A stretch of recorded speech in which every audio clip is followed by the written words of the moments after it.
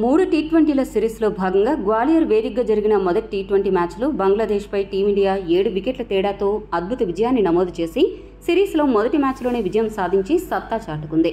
రెండవ మ్యాచ్ ఢిల్లీ వేదికగా అరుణ్ జైట్లీ స్టేడియంలో జరగనుంది.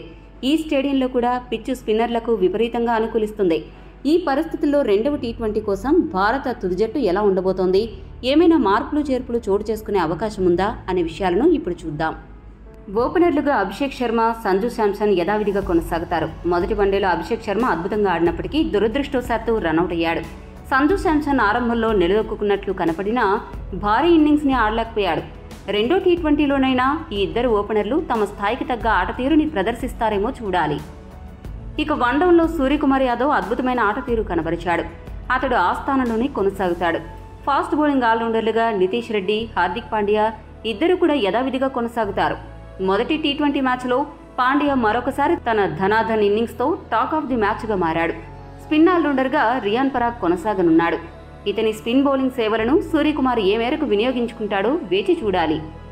మరొక స్పిన్ ఆల్రౌండర్ వాషింగ్టన్ సుందర్ స్థానంలో రవి బిష్నోయ్ ఎంట్రీ ఇచ్చే అవకాశం ఉంది.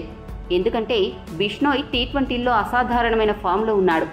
మంచి స్పిన్ పిచ్ అయిన అరుణ్ జైట్లీ స్టేడియంలో బిష్నోయ్కి గనక అవకాశం ఇస్తే ఒకవైపు నుండి వరుణ్ చక్రవర్తి, మరొక వైపు నుండి బిష్నోయ్ బంగ్లాదేశ్కు చుక్కలు చూపిస్తారనే అభిప్రాయం వ్యక్తమవుతోంది. ఫాస్ట్ బౌలర్లుగా హర్షదీప్ సింగ్, మయాంక్ యాదవ్ యథాతథంగా కొనసాగుతారు.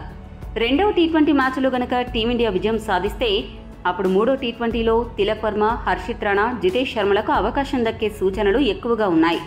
ప్రస్తుతానికైతే రెండవ టీ20లో మాత్రం ఈ ముగ్గురు కూడా బెంచ్కే పరిమితం అవ్వనున్నారు. అభిషేక్ శర్మ, సంజు శాంసన్, నితీష్ రెడ్డిలపైనే ఎక్కువగా అందరి దృష్టి ఉండనుంది. మరి ఈ ముగ్గురు ఏ మేరకు సత్తా చాటుతారో వేచి చూడాలి. ఈ వీడియో మీకు నచ్చితే లైక్, షేర్, కామెంట్ చేయండి. మరిన్ని స్పోర్ట్స్ అప్డేట్స్ కోసం మా ఛానల్ను సబ్స్క్రైబ్ చేసుకోండి.